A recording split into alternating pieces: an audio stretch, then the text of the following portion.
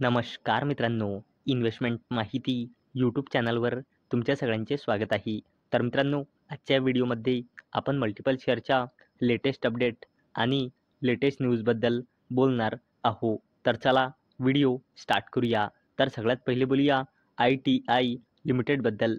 तर मित्रांनो, ITI limited share jump as company commences ₹5,050 crore BharatNet project in Himachal.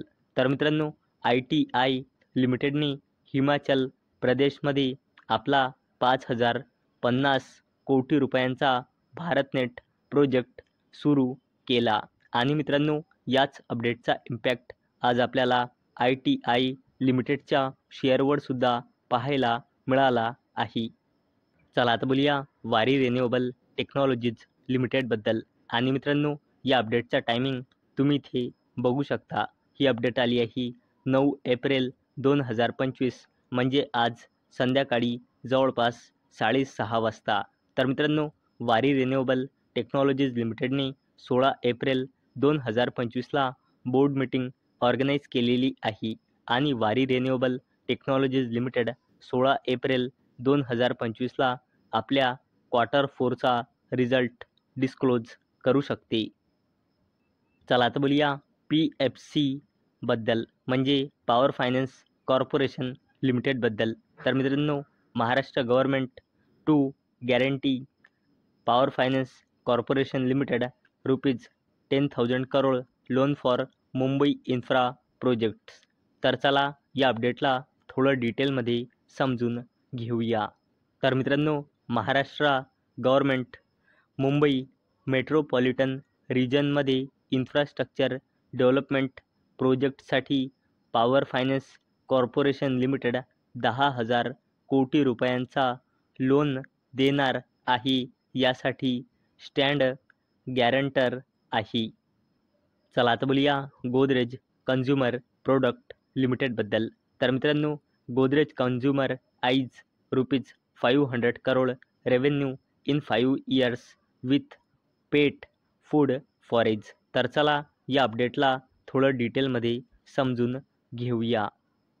तर मित्रांनो, गोदरेज कन्झ्युमर प्रोडक्ट लिमिटेडने आपल्या सबसिडरी कंपनी गोदरेज पेट केअरद्वारे निंजा ब्रँड लॉन्च करून 5,000 कोटी रुपयांच्या पेट फूड मार्केटमध्ये एंट्री केली आहे. आणि मित्रांनो, याची सुरुवात गोदरेज कन्झ्युमर प्रोडक्ट लिमिटेड तामिळनाडूपासून करणार आहे. आणि याचा रिझल्ट बघून गोदरेज कन्झ्युमर प्रोडक्ट लिमिटेड याचा विस्तार करणार आहे.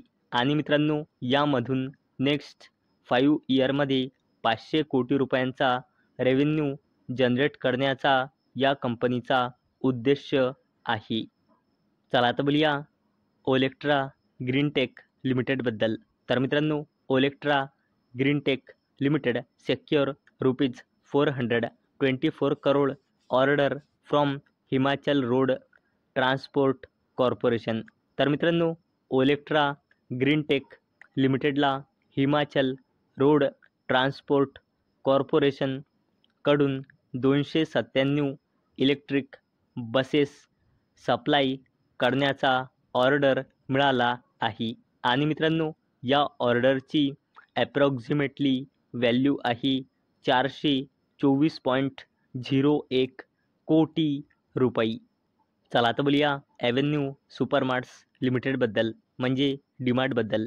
आणि मित्रांनो, हा अपडेट आला आहे 9 एप्रिल, म्हणजे आज संध्याकाळी जवळपास 5:30 वाजता.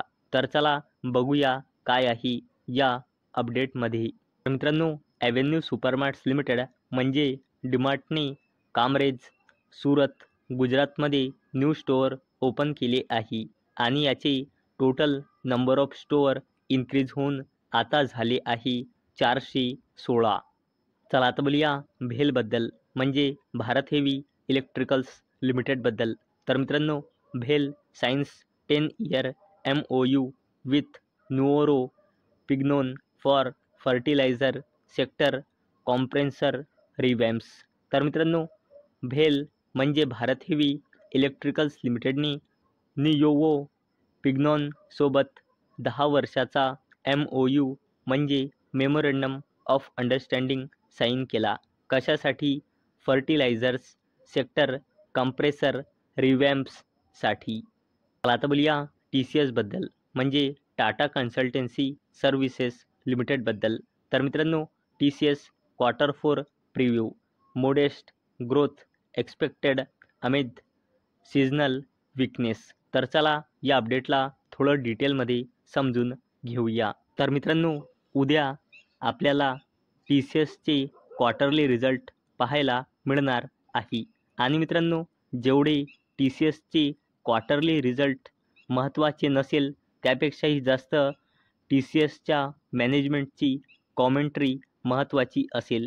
कारण मित्रांनो, याच्या मागचे मोठे रिझन आहे USचे टॅरिफवरची अनसर्टेनिटी. तर मित्रांनो, 4 ब्रोकरेज फर्मच्या इस्टिमेटच्या ॲव्हरेजवरून TCSचा रेव्हेन्यू इयर ऑन इयर बेसिसवर 5%ने इन्क्रीज होऊन 64,840 कोटी रुपये येऊ शकतो. तसेच TCSचा नेट प्रॉफिट 1.4%ने इन्क्रीज होऊन 12,554 कोटी रुपये येऊ शकतो. तसेच TCSचा EBITDA येऊ शकतो 17,154 कोटी रुपये.